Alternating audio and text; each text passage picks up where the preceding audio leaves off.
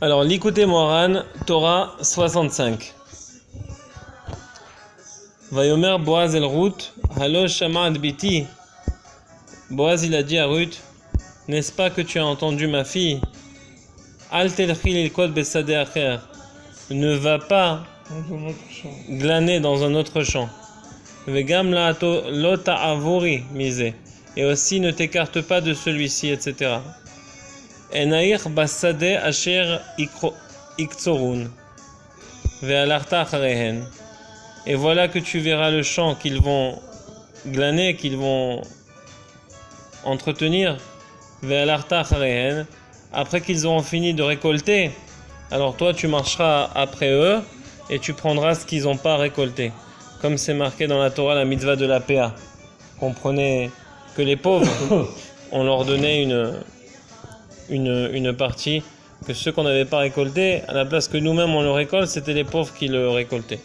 Et comme Boaz, c'était le Av Beddin de son époque, alors c'est sûr qu'il faisait ces mitzvot-là. Halot sivitet et anearim levilti nag'er.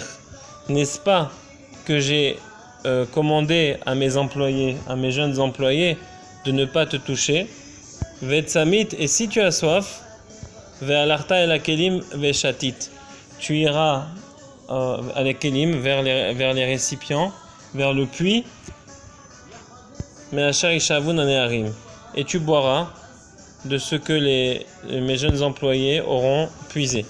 Tout ça, c'est dans la Megillat Ruth, paragraphe bête, et c'est rapporté dans la Torah 65 de Rabbi Nachman. Et on dit notamment, Rabbi Nachman, il était le descendant de David Ameler. Ah oui. Bien sûr, bien sûr. Et je pense même des deux côtés.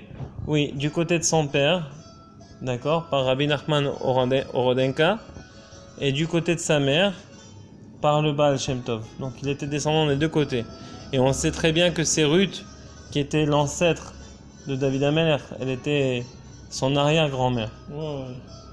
Et Boaz, il avait vu cette femme dans le champ, et il a vu qu'elle était tellement tsanoua, parce que quand elle se baissait pour cueillir quelque chose, elle se baissait pas de manière à ce que tu puisses voir sa jupe. Elle était complètement accroupie, de manière à être tsanoua. Accrocher Voilà. ses cuisses, c'est... Voilà. Et donc ça, c'était vraiment quelque chose qu'il a trouvé formidable. Il a dit, cette femme-là, elle a une tsniout incroyable. Et même, elle n'était pas juive. Mais pourtant, il a vu ça, il a dit ça, la boucha et la tsniout, c'est des attributs du peuple juif. Alors, cette femme-là, elle est bien, on peut la laisser glaner de notre champ. Et ensuite, elle s'est convertie par la suite, il l'a convertie, etc. Après, il y avait toute l'histoire que c'était une Moabite. Et il y avait des Chachamim qui disaient non, on ne peut pas convertir une Moabite. Et lui disait non, dans la Torah c'est marqué Moabi, on ne peut pas convertir un... Mais finalement, tout cela a mené à une histoire tellement grande que le petit-fils de Ruth, qui était Ishaï, c'était un tzaddik parfait qui n'a jamais fauté et qui a vécu 400 ans, comme ça c'est rapporté, Wow. 400 ans. Et Ishaï, le père de David Ameler, à un certain point, il a douté de sa judaïté.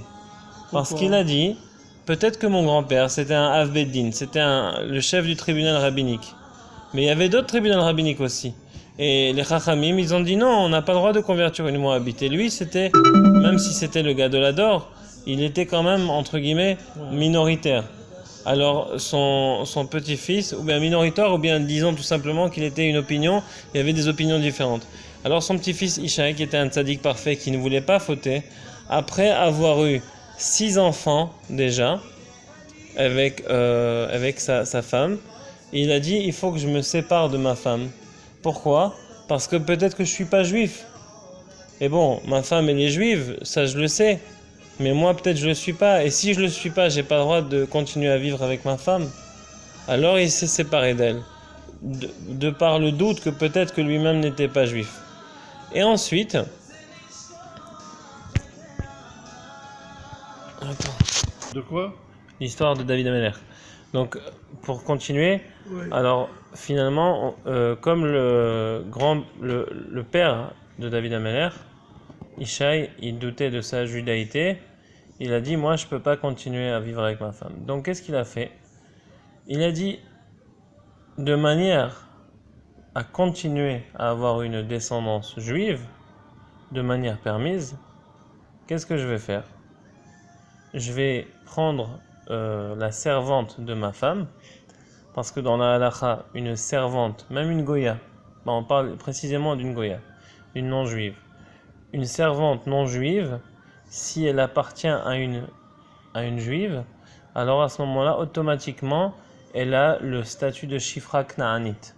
De quoi? Shifra Knaanite, ça veut dire une esclave juive. Donc, pardon, on disait une esclave non-juive, par contre, qui appartient à une femme juive, elle a le statut de Shifra Knaanite. Le statut de juive. Oui, en fait, de juive, oui et non, ce qui veut dire que oui, pratiquement, mais non dans le sens qu'elle a le droit, contrairement à une juive standard, de se marier avec un non-juif. La même chose pour un Eved Knaani. Comment si elle s'est mariée avec d'un côté et qu'elle a fait un gosse, elle ne peut pas se marier avec un non-juif? Non, on recommence. Si maintenant tu as une non-juive dans la rue, d'accord? Et une juive elle vient, ou un juif il vient, et lui dit à partir d'aujourd'hui tu es mon esclave. Si tu acceptes, bien sûr. Elle te dit d'accord. Alors à ce moment-là, cette non-juive-là, elle obtient un statut spécial, ce qui veut dire qu'elle est juive dans certains points, mais qu'elle a des dérogations dans d'autres points. Notamment, elle peut se marier avec un non-juif. Ou bien... si elle est avec ce monsieur. Non, là, elle est avec personne. Là, on parle d'un cas théorique. D'accord? Ouais. Alors, dans ce cas théorique, elle peut se marier avec un non-juif.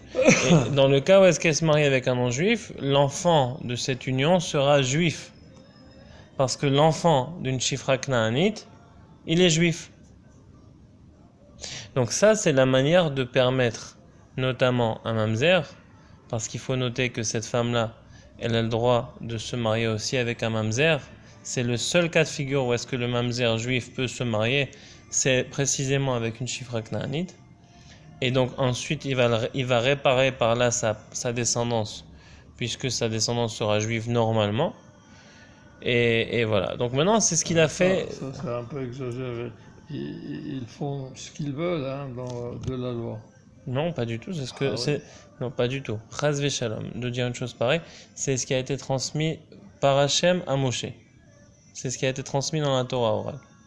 C'est la manière. Il faut bien une manière de réparer un mamzer. Si un mamzer, fruit d'un adultère, il est créé, il faut trouver une manière de le réparer. Comment on le répare? Par ce chemin-là.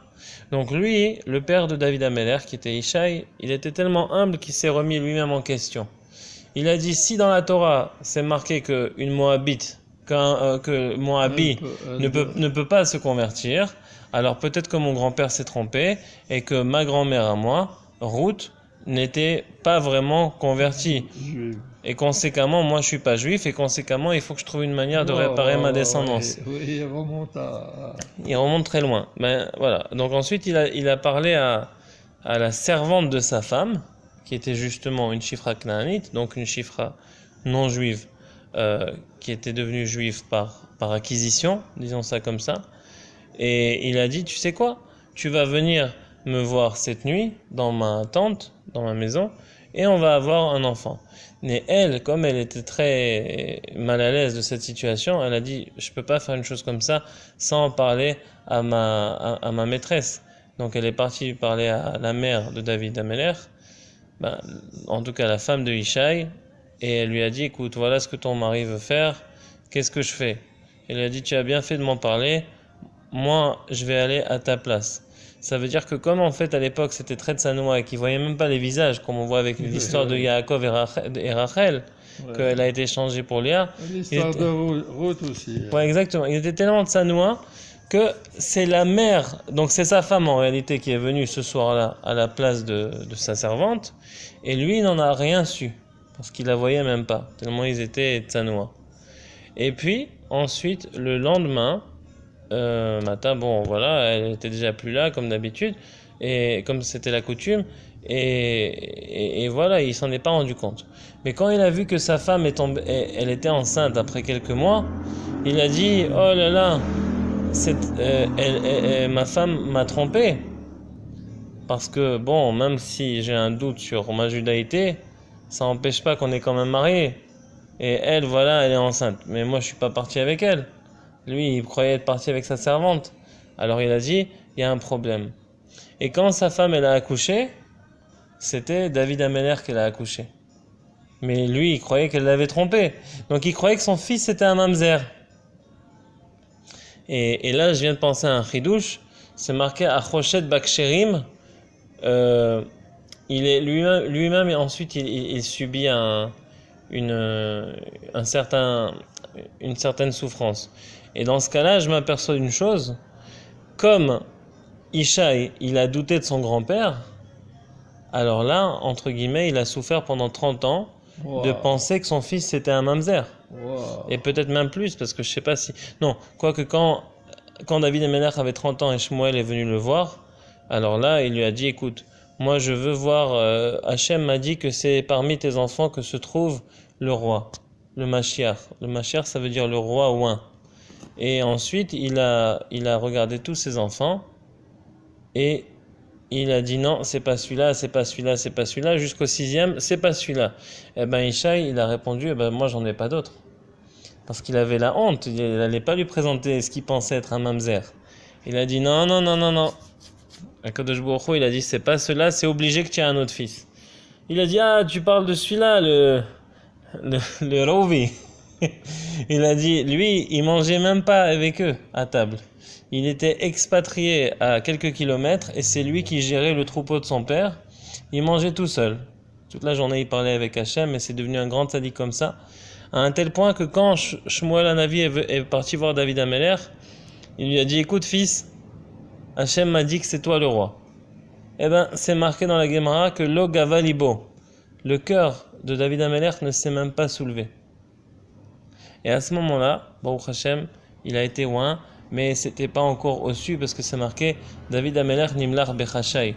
Il a été oint comme le roi, mais à l'abri des regards.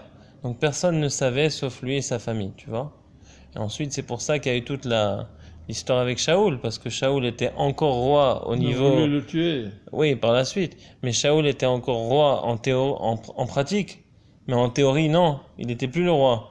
Parce qu'il avait perdu sa royauté. Shmuel, Hanavi lui avait dit, tu n'as pas écouté la parole d'Hachem, alors maintenant voilà qu'Hachem t'a rejeté de la position de royauté. Et bon, tout ça c'est une grande histoire, et on va pas entrer là-dedans non plus. Mais pour dire que, pour une petite parenthèse sur Shaoul par contre, c'est marqué dans le Likutei Halachot que généralement tous les malades mentaux, ils proviennent d'une racine commune.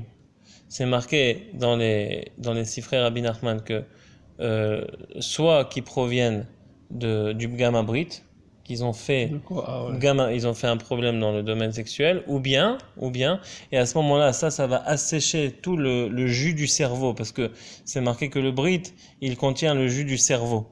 Et quand Chas Veshalom on fait des fautes en vain, alors le cerveau il devient asséché. Et quand le cerveau est asséché, les hémisphères ne communiquent plus entre eux et à ce moment-là, ça crée des fous. Et même empiriquement, on peut le constater aujourd'hui, les schizophrènes, ils ont des hémisphères qui sont tout à fait déconnectés et beaucoup d'autres maladies mentales. D'accord ? Mais là, précisément, il y a une autre raison aussi pour laquelle une personne peut avoir une maladie mentale. Notamment, ici, on peut l'assimiler à la bipolarité ou à la dépression, maniaco-dépressif. Et c'était un peu le cas de Shaoul. Parce que c'est marqué qu'à partir du moment où il a déchiré l'habit de Shmuel en voulant lui dire non, ne me laisse pas, c'est pas comme ça. Mais il a fait avec une colère, avec une violence. Il lui a dit c'est pas possible. Et après il a crié. Il a dit Hachem, c'est pas possible que tu m'as abandonné. Que j'ai été rejeté de ton service. Alors à ce moment-là, il a reçu un ruach neché. Il a reçu on dit un ruach neché, c'est un esprit handicapé. Le vrai terme c'est neché, c'est un handicapé en hébreu. Ruach neché, un esprit handicapé. Et c'était quoi cet handicap ? C'était devenu à ce moment-là un handicapé mental qui était maniaco-dépressif, comme on connaît très bien. Ce qui veut dire que la Gemara a dit que Shaoul était plus tzaddik que David. Shaoul, c'était un tzaddik incroyablement, il était un tzaddik presque parfait. Parfait. Ouais. Et à un tel point qu'on dit que si David Ameller avait été dans les chaussures de Shaoul, il aurait tué 10 David. Et Shaoul n'a pas tué David finalement. Il a voulu, mais il n'a pas réussi. C'est-à-dire qu'il avait pas, c'est-à-dire qu'il était à un niveau très très haut. Mais malgré tout, comme c'est marqué dans les Sipurim Maasiot de Rabbi Nachman, il y a un concept qui existe qui s'appelle le concept de tzaddik fou. Et Shaoul, à ce moment-là, il est devenu un tzaddik fou. C'est-à-dire qu'il était tzaddik, oui, mais aussi fou. Et pourquoi est-ce qu'il est devenu fou? Parce qu'il n'a pas su, il a que valorisé l'action, mais il n'a pas su trouver le bien en lui-même. Il a regardé que le mal en lui-même. Il a dit Hachem m'a rejeté. Bon, c'est sûr que si tu penses que Hachem t'a rejeté, tu vas être déprimé. Et on dit que c'est seulement par le fait de trouver des nekudot tovot en soi, ça c'est marqué dans le Likutei Halachot, les premières halachot du livre. Tu l'as repris. C'est simplement par le fait de voir le bien en toi, de trouver une petite mitzvah et une autre mitzvah que tu as fait, de trouver des bonnes nekudot en toi, c'est seulement ça qui peut régler toute maladie mentale qu'une personne peut avoir. Et c'est pour ça que c'est d'ailleurs relaté, c'est marqué dans le Tanakh, que Shaoul, il a dit il faut absolument qu'il y ait un musicien qui vienne me jouer. Et il a trouvé un musicien, et Dafka c'était qui? David Ameler. Et quand David Ameler il venait lui jouer de la musique, il ne savait pas encore que c'était le Meler, alors Shaoul, son roi s'apaisait et sa maladie s'arrêtait. Pendant le moment où est-ce que David lui jouait. Et pourquoi? Parce que c'est marqué dans le Likutei Halachot que le fait de trouver les nekudot tovot, le fait de trouver les points de lumière dans la noirceur, le bien dans le mal, c'est comme si tu vas tirer les cordes d'un violon ou bien d'une guitare et ça va faire la mélodie de l'âme. Ça veut dire quoi la mélodie de l'âme? Ça veut dire que srar mitzvah mitzvah. Le fait de trouver une nekuda tova en toi, c'est une mitzvah. D'accord? Et ainsi, ça va t'amener vers une autre nekuda tova, vers un autre point positif, etc., etc. Et selon tous les points positifs que tu as. Ça verra. Exactement. Celui qui voit du mal en lui-même, il va avoir encore plus de mal. Et donc, c'est pour ça que celui qui voit du bien en lui, une nekuda tova va en attirer une autre. Il va voir d'autres choses de bien à l'intérieur de lui. Et c'est comparable à des notes de musique. C'est comme si quand tu vas jouer de la musique, instinctivement, quand tu joues une note, l'esprit Hachem, il nous a créé de manière que tu sais c'est quoi une musique qui est harmonieuse. Alors quand tu joues un refrain, tu joues une mélodie, tu sais instinctivement qu'il faut jouer une prochaine lettre, et il y en a qui sont plus doués que d'autres. Voilà. Yodéa Nagen. Et David, c'était quelqu'un qui était Yodéa Nagen, qui savait trouver le bien en lui-même, conséquemment chez les autres. Et c'est pour ça qu'il guérissait Shaoul, parce qu'il avait ce que Shaoul n'avait pas. Voilà. Donc ça, c'est quelque chose d'important. Bon, Hachem, on a bien couvert le sujet, c'était très très beau. Maintenant, on va commencer avec la Torah de Rabbi Nachman. Donc, Od Aleph, la lettre Aleph. Da, ki yesh sadeh, sache qu'il y a un champ. Vesham gedelim ilanod va'asavim yafim benaim meod. Il y a un champ, et que là-bas grandissent des herbes, des arbres ainsi que des herbes qui sont très très beaux et très agréables. Vegodel yekar yofi asadeh vegidulav, et la grandeur et la richesse et la beauté de ce champ et de ce qui y pousse, ifchar les saper, il n'est même pas possible de décrire. De relater. Ashrei ain ra'atazot. Ah oui, le disait qui pour. Ashrei ain ra'atakolele. Nachon. Heureux est l'homme qui a vu tout ça. Tu as dit que c'était le Kohen Gadol, Nachon? Kohen Gadol. Nachon. T'as pas oublié. Alors, Ashrei ain ra'atazot. Heureux est l'homme qui a vu ce jardin avec tout ce qui y pousse. Et qu'est-ce que c'est que ce jardin? Il a notre va'asavim, et ces arbres-là et ces herbes, hem bechinat neshamot kedoshot hagedelim sham. C'est l'aspect des neshamot très saintes qui poussent là-bas. V'yesh kama vekama neshamot arumot, et il y a plusieurs neshamot, plusieurs âmes qui sont nues. Shehem na'im venadim michutz lasadeh, qui sont complètement ballottées et qui vont et qui viennent en dehors du champ. Ou mamtinim ou metzapim al tikun. Et ces neshamot-là qui sont en dehors du champ, eh ben, elles attendent et elles regardent avec leurs yeux comme quelqu'un qui veut manger un gâteau. Elles attendent impatiemment elles regardent al tikun, leur réparation. Elles veulent absolument être réparées. Elles veulent absolument pouvoir rentrer dans le jardin, comme il est marqué chez Yuchlu la Shuv elichnas el hamekomam, qu'elles puissent rentrer dans le jardin et retourner à leur place respective. Vegam afilu neshama gdola, et même parfois une grande âme, Sheba Teluya Kama Neshamot, que de cette âme-là dépendent plusieurs Neshamot. L'ifamim Keshei Yotzet Lachutz, parfois quand elle sort à l'extérieur, Kashela Larzor Lesham. Il est très difficile pour elle de retourner là-bas. Vehem Kulam Mevakshim ou Metzapim al Baal Hasadeh. Et toutes ces Neshamot-là, elles demandent et elles espèrent trouver le Baal Hasadeh, c'est-à-dire le maître du champ, Sheyuchal leitasek betzorer tikunam, qui pourra s'occuper de la réparation de leur âme. Veyesh neshama, et il y a une âme, chez tikuna al yede mita shel echad, et il y a une âme que sa réparation elle dépend de la mort d'un autre. O al yede mitzvah ve'avoda shel echad, ou bien de la mitzvah ou d'un certain service divin que un va accomplir. On va donner un exemple. Il est marqué que le sang d'une personne réclame le sang de son tueur. Ah ouais. C'est-à-dire que si quelqu'un, c'est un meurtrier, eh ben, il va tuer quelqu'un d'autre, parfois, la Neshama qui a été tuée, elle ne monte pas Bashamaim. Elle reste entre les deux mondes. Ouais. Entre guillemets, qui est l'aspect de ce qu'on vient de dire maintenant. Je ne veux pas, Chazvé Shalom, limiter ce qui est marqué dans le texte, je donne simplement un exemple qui ressemble. Et cette Neshama-là, elle erre entre les mondes. Comme il y a plusieurs histoires, notamment avec le Rabbi Rav Yehuda Ptaya. Rabbi Yehuda Ptaya, qui était un rabbin en Irak, à l'époque du Rabbi Yosef Chaim, qui était le Ben Ishraï. Et à cette époque-là, eux, c'était des grands balèzes de la Kabbalah et ils réparaient des âmes. Bon, à noter que Rabbi Nachman, il a dit qu'il réparait des millions d'âmes et que c'était ça sa principale activité. Mais bon, eux, ils réparaient des âmes de temps à autre. Et une fois, il y a une âme qui est venue voir le Rav Yehuda Ptaya et il a vu ça, il a eu très peur. Il a dit, ouais, qu'est-ce que c'est que cette âme-là? Elle était une âme terrifiante, une âme vraiment... ça faisait 2000 ans qu'elle errait. 2000 ans. Et il a dit, c'est quoi cette âme? C'était une âme de rachat. Et il lui a expliqué, il a dit, je vais te tuer. Bon, il a dit, calme-toi tout de suite, tu dis que tu vas me tuer, moi je vais te mettre des menottes spirituelles avec des noms d'Hachem. Donc il lui a mis des menottes. Il a dit, bon ça va, je vais me calmer, je vais t'expliquer. Moi je suis une Neshama qui date de 2000 ans, je gère dans le monde et je me fais frapper par des malachim et tout et je me cache partout où je peux me cacher. Parce que notamment, comment ça s'est passé? Une Neshama qui erre dans le monde, elle se fait frapper par des malachim Chabala, par des anges qui la frappent très très fort d'un bout du monde à l'autre. Alors cette Neshama, elle a besoin de se cacher. Et où est-ce qu'elle se cache?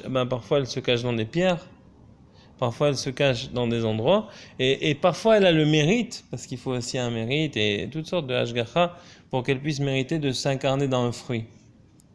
Ah, dans les fruits. Ouais. Et parfois elle va dans un arbre, et quand tu fais Birkat Ilanot, tu élèves plein de neshamot. C'est pour ça qu'on dit que dans les kavanot, que parfois quand tu fais Birkat Ilanot, il faut bien être mechaven, parce qu'ici on a parlé des arbres qui sont l'aspect des neshamot, et même parfois c'est vraiment ça.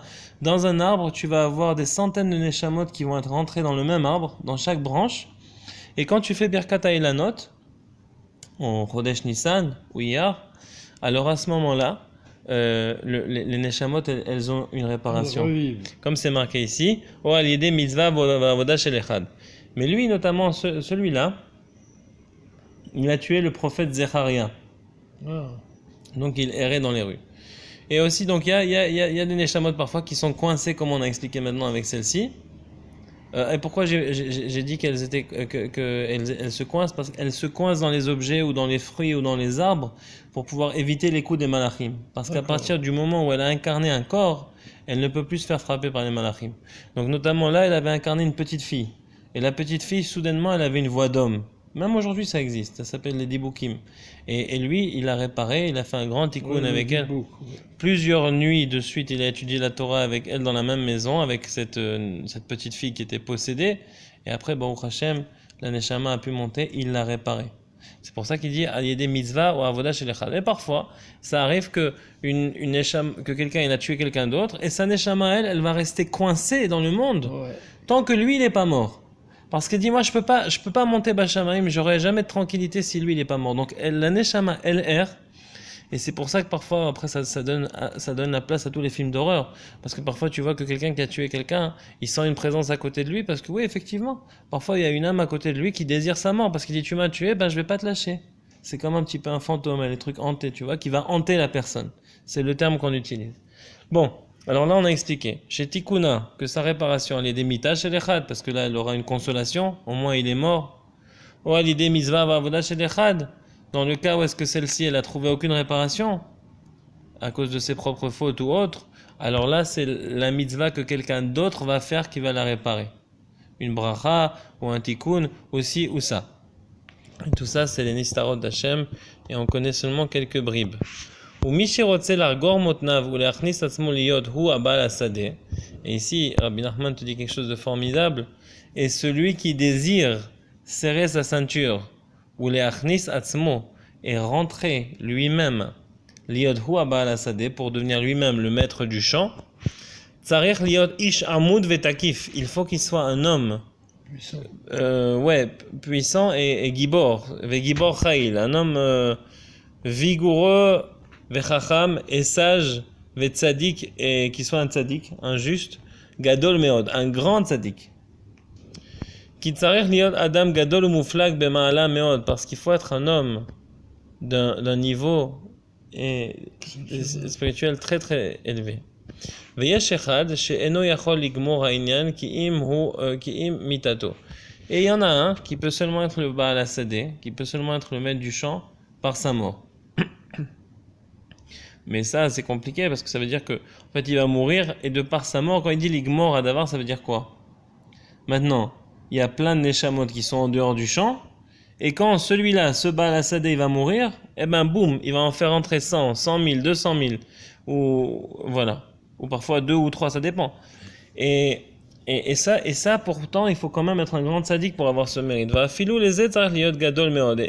Et même pour faire cela, il faut être gadol meod, il faut être très très grand. Kieshkama avec un gdolim, parce qu'il y a plusieurs gdolim, plusieurs grandes personnalités, des grands tzaddikim, que même avec leur mort, ça n'a pas aidé les neshamot perdus à rentrer. Tu t'imagines? Pour te montrer que c'est dur de faire rentrer les neshamot. Seulement s'il y a quelqu'un, un homme, qui a un niveau exceptionnellement très très très très élevé, alors lui, lui, il peut compléter le travail de son vivant. Et c'est pour ça que Rabbi Nachman il disait qu'il réparait des millions de neshamot, de son vivant. Et c'était ça son principal travail. On va faire jusqu'à ici Od Bet. Et après on va s'arrêter, on continue la prochaine fois. Donc encore quelques minutes. Parce que ce tzaddik là, qui a pris sur lui la tâche de ramener les neshamot à l'intérieur du gan, du jardin, alors il y a des choses très très dures qui passent sur lui. Mais de par sa grandeur et de par son niveau très élevé, il est capable de passer au travers de toutes ces difficultés, de toutes ces choses difficiles et ces souffrances. Et il va s'occuper du jardin comme il le faut. C'est le jardinier des âmes. On pourrait même écrire un livre qui s'appelle Le jardinier des âmes. Ouais. Et quand il mérite, ce grand tzaddik-là, de réparer les âmes et de les faire rentrer dans le gan, c'est-à-dire de leur donner leur tikkun, alors il est très très beau à ce moment-là de prier qui azayat fila al tikuna, parce que là la prière elle est à sa place. Bon, ça je saurais pas l'expliquer exactement parce que c'est des concepts qui sont vraiment très hauts. Vezea bal asade, et ce maître du chant ou mashgiach ou mishtadel tamid le hashkot hailanot ul gadlam. Et ce maître du chant, il fait toujours attention et il essaye toujours constamment d'arroser les plantes, les arbres et les plantes et de les faire grandir au vishar tikkuner hasadeh, et toutes les réparations qui sont liées avec le champ. Ou les achika ilanot zemizé, et parfois il fait attention d'écarter un arbre de l'autre. Pourquoi? Achakar, oui, une distance appropriée. Shelo yachish echad et chavero, de manière à ce que un ne fasse pas ombrage à l'autre. Parce que parfois, il faut montrer à quelqu'un de très très proche une grande distance, de manière à ce qu'il ne fasse pas ombrage à son prochain. Donc Bezrat Hashem, la prochaine fois on continuera Haute Bête. Et tu as vu comment elle est fascinante cette Torah? Qu'on a le mérite de la terminer, de l'expliquer. Tous les tzadikim, Rabbi Nachman Mouman.